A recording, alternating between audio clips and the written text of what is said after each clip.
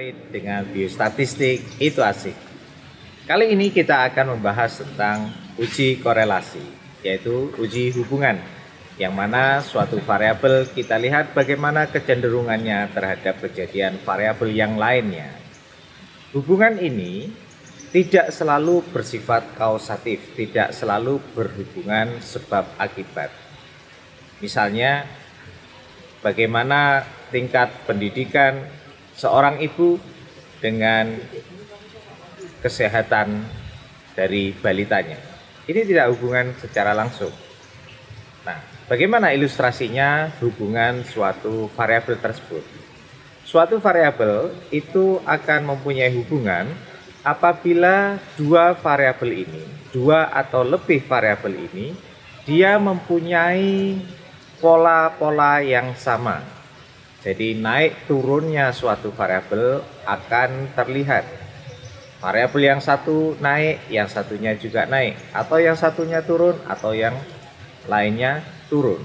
Jadi dua variabel ini apabila dia mempunyai kecenderungan bentuk, kalau dinyatakan dalam grafik itu mempunyai kecenderungan yang sama, maka dua variabel ini dia dapat dikatakan mempunyai hubungan. Tetapi sekali lagi, suatu hubungan tidak selalu menunjukkan adanya hubungan sebab akibat.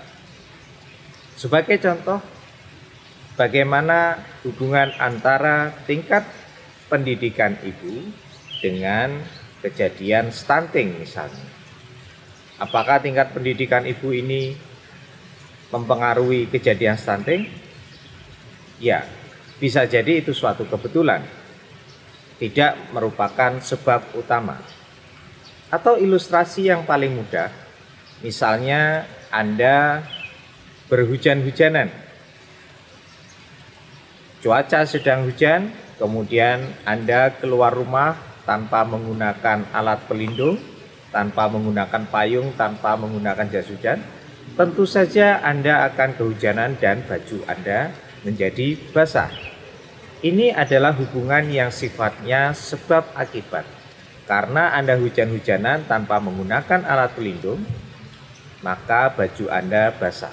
Jadi baju basah ini yang menyebabkan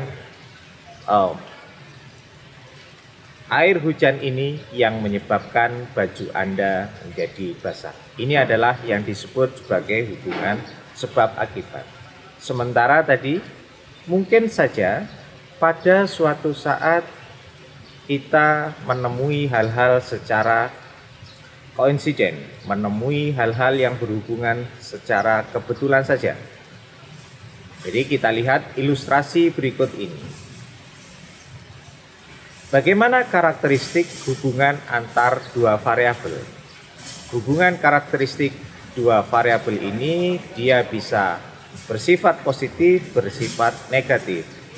Bagaimana yang bersifat positif itu? Yang bersifat positif ini bila satu variabel naik, maka variabel yang satunya menjadi turun.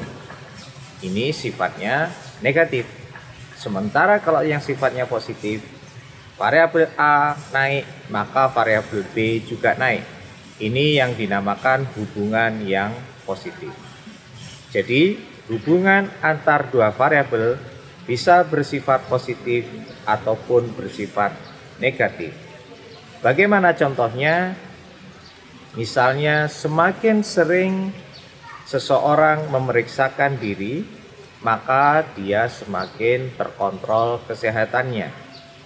Dua variabel ini sifatnya korelasi saja. Jadi dia tidak merupakan sebab akibat. Contoh yang merupakan sebab akibat itu seperti apa? Misalnya, semakin baik seorang ibu itu memberikan nutrisi kepada anaknya, maka semakin baik pula status gizinya. Ini adalah hubungan sebab akibat. Walaupun di dalam kehidupan nyata banyak sekali faktor-faktor yang mempengaruhi status gizi seorang anak. Ikuti terus biostatistik itu asik.